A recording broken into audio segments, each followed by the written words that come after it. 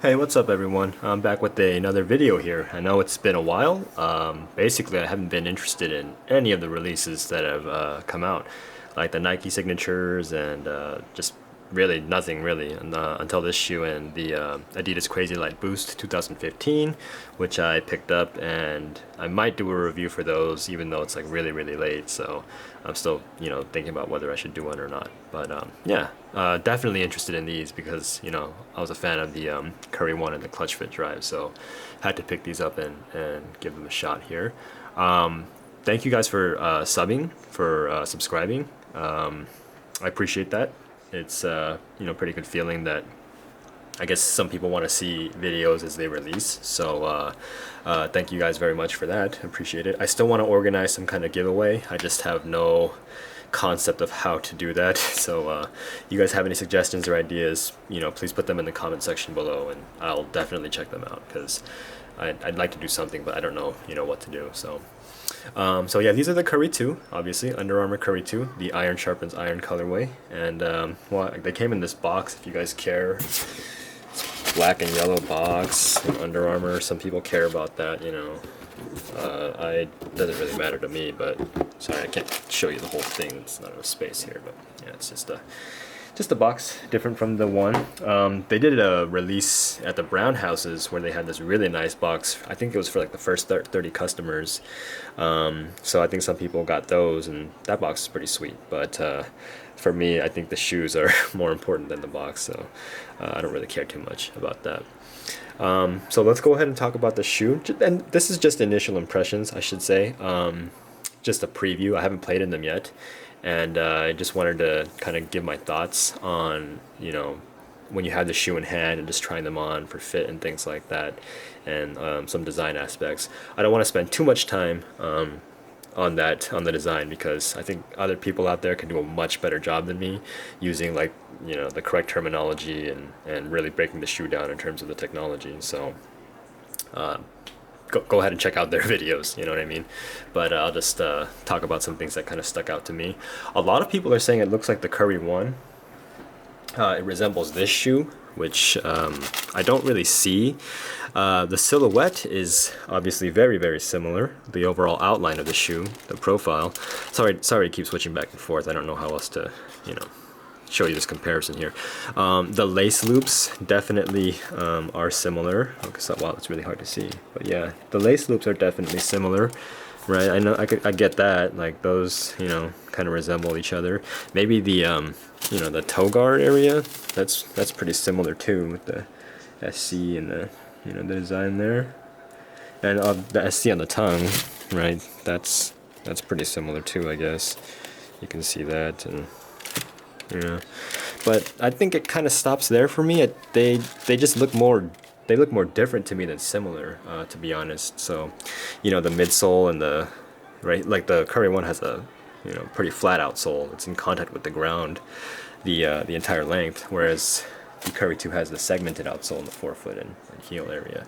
Heel counter, midsole, the upper design, the upper materials. That the outsole, I see more differences for me than similarities, but to each his own. That's okay. So just talking about the shoe itself, they use speed form. They went away from anafoam, which is kind of surprising. Like they went away from anafoam pretty quickly. I was kind of a fan of it, so I was hoping to see what they would do. But speed form is another prominent technology for Under Armour. They put the branding right there at the base of the tongue. Speed form. It also says it on the insole, interestingly, because usually they put like the what do you call it, the cushioning, cushioning branding on the insole, but here, well, you guys can't see anything. Oh my God, there it is. Speed, yeah, form, right? And that insole is like attached. You can't remove that thing without really damaging the shoe there. So you got the speed form upper. It's kind of thin. Not really thick and cushy or substantial. It's just this kind of thin, synthetic upper. And then the rear part of the shoe it's kind of like fabric-y material. I've never owned a speed form shoe before, so I don't really know. I didn't know what to expect, but you can see kind of like, this area is kind of like fabric. I'm very curious to see how these are going to hold up over the long term, just in terms of like getting scuffed and scratched up. Curious to see the durability there. And then you have this little stripe, the sewed on stripe there, that where this fused material kind of takes over there. The tongue has the SE branding, of course, and it's made of that same fabricy material.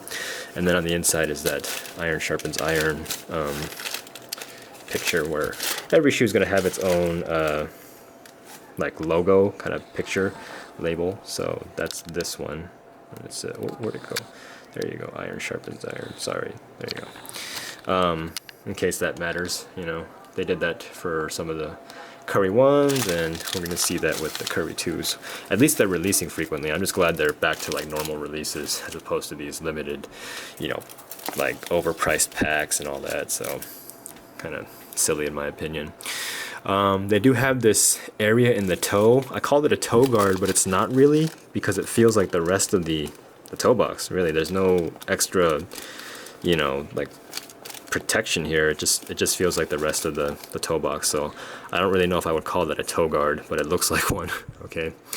Some people have called the materials kind of cheap. I wouldn't know about that. They do retail for $130, but and they do crease really quickly. It's not a problem for me because I'm going to play in them, so I don't really care. But I know some people out there are concerned about that, right?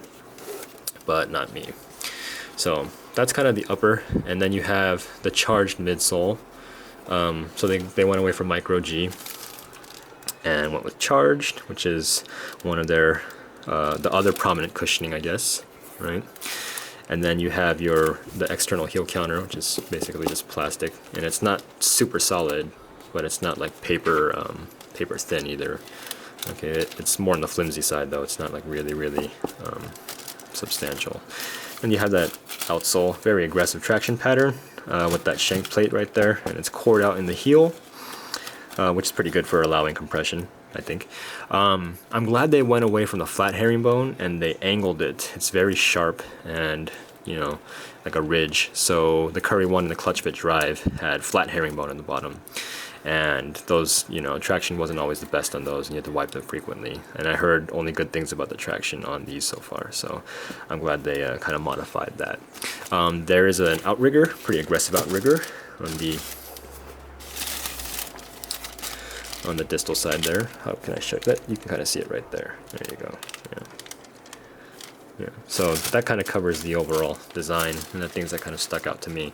Oh, there's also these like grippy little bars. There's like sections of 6 bars that kind of go around the collar of the ankle, and I want to you can see that.